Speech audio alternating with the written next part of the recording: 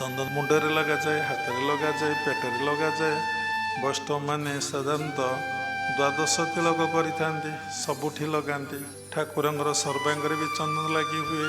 ତେଣୁ ସବୁ ଦେବାଦେବୀଙ୍କ ପାଖରେ ଚନ୍ଦନ ଲାଗି ହୁଏ। ମନୁଷ୍ୟମାନେ ଲଗାନ୍ତି, ବହୁତ ସୁନ୍ଦର ବାସ୍ନା ହୁଏ, ଆଉ ସମସ୍ତେ ଆନନ୍ଦ ହୁଅନ୍ତି। ଦେଖନ୍ତି ଅଲଗା କୌଣସି ଗଛର କାଠ ଠାକୁରଙ୍କ ସେବାରେ ଲାଗେ କି, ମାନବ ସେବାରେ ଲାଗେ କି? ହଁ, ଗୋଟିଏ ପ୍ରଶ୍ନ ଆସିବ। ଯେଉଁ ଖାଦ୍ୟ ପ୍ରସ୍ତୁତି ହୁଏ, ଯେଉଁ ପ୍ରସାଦ ପ୍ରସ୍ତୁତି ହୁଏ, ସେଇଥିରେ ଟିକେ ଲାଗେ। ତେଣୁ ଏଠୁ ଜଣାପଡ଼ୁଛି ଯେ ଭଗବାନଙ୍କ ସୃଷ୍ଟିରେ ସମସ୍ତେ ପ୍ରଭୁଙ୍କ ସେବାରେ ପ୍ରାୟ ଅଛନ୍ତି। ଭଗବାନ ତାଙ୍କ ସୃଷ୍ଟିଟାକୁ କ'ଣ ଏମିତି ମୂଲ୍ୟହୀନ କରିଦେବେ, ନିଷ୍ଫଳ କରିଦେବେ? ଏଠି ଯିଏ ତାଙ୍କ ସୃଷ୍ଟିରେ ସୃଷ୍ଟି ହେଇଛନ୍ତି ସ୍ରଷ୍ଟାଙ୍କ ଠାରୁ, ସମସ୍ତେ କିଛି କିଛି କିଛି କିଛି ସେଇ ପରମାତ୍ମାଙ୍କ ସେବାରେ ବା ଭଗବାନଙ୍କ ସେବାରେ ଲାଗିଥାନ୍ତି।